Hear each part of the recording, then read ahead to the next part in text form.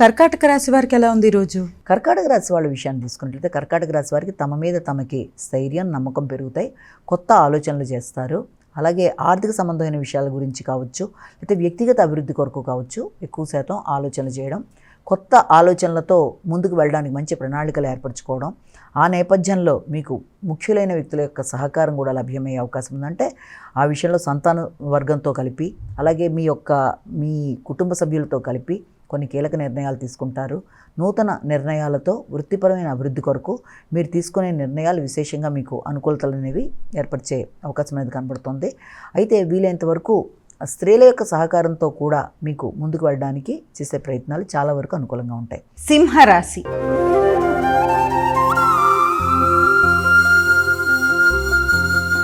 అమ్మ, సింహరాశి వారికి ఎలా ఉంది ఈరోజు? సింహరాశి వారికి అధిక శాతం ఖర్చులు అనేవి కనబడుతున్నాయి. ఆ ఖర్చులు మాత్రమే కాకుండా ఒత్తిడి, శ్రమ అనేవి కూడా అధికంగా ఉండడం వల్ల మానసిక ప్రశాంతత కూడా కొంతవరకు తక్కువగా ఉండే అవకాశం ఉంది. ముందుగా ఒత్తిడిని అధిగమించాలి, ప్రశాంతతను పెంపొందించుకోవాలి, తగిన విశ్రాంతి తీసుకోవాలి, ఆరోగ్యం మీద శ్రద్ధ తీసుకోవాలి, సమయానికి ఆహార స్వీకరణ చేయాలి. తెలియని మానసిక ఆందోళనతో మానసికంగా కొంత లోన్లీనెస్లా ఫీల్ అవ్వడం, ఏదో ఒంటరితనం భావన, ఇలాంటి వాటన్నిటిని కూడా అధిగమించడానికి ప్రశాంతతను ఫస్ట్ ఏర్పరచుకోవడం, మీ మీద మీరు తగిన శ్రద్ధ తీసుకుంటూ ముందుకు వెళ్ళడం మొదలైనవి చేయాలి.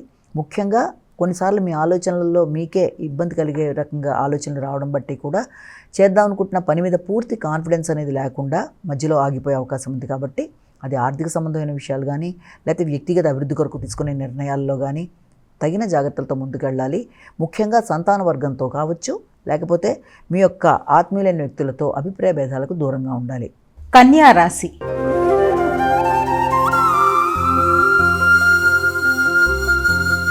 అమ్మ, కన్యా రాశి వారికి ఎలా ఉంది ఈరోజు?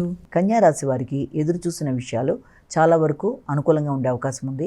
అది ఆర్థిక సంబంధమైన విషయాలు కావచ్చు, దూర ప్రాంతాల్లో ఉండే మీ యొక్క శ్రేయోభిలాషులతో కలిపి తీసుకునే నిర్ణయాలు, చిన్ననాటి మిత్రులతో చర్చలు చేయడం, దూర ప్రదేశాలకు వెళ్ళడానికి, లేకపోతే దూర ప్రదేశాల నుంచి ఆత్మీయుల వ్యక్తుల యొక్క రాక, వీటి వల్ల మానసికంగా కొంత సంతోషంగా ఉంటారు. చక్కటి చర్చల్లో పాల్గొంటారు, చిన్ననాటి మిత్రులను కలుస్తారు. అలాగే పెద్దల యొక్క సహకారం కూడా చాలా వరకు మీకు అనుకూలంగా ఉండే అవకాశం ఉంది. ఉన్నప్పటికీ కూడా ముఖ్యంగా స్థిరాస్తులను పెంపొందించుకోవడానికి అధికంగా కృషి చేస్తారు. ఆర్థిక విషయాలు అనుకూలంగా ఉండడం, అదేవిధంగా కొంత ట్యాక్సులు లాంటివి చెల్లించడం, కొంత గవర్నమెంట్ రిలేటెడ్ విషయాలు కొన్ని ఏమన్నా ఉంటే వాటిని సంపూర్ణంగా పూర్తి చేసుకోవడం మొదలైన వాటికి అవకాశం ఉంది. అంతేకాకుండా సమయస్ఫూర్తి పెరుగుతుంది, వ్యాపార వ్యవహారాలు అనుకూలంగా ఉంటాయి, ఆర్థిక నిర్ణయాలు బాగుంటాయి.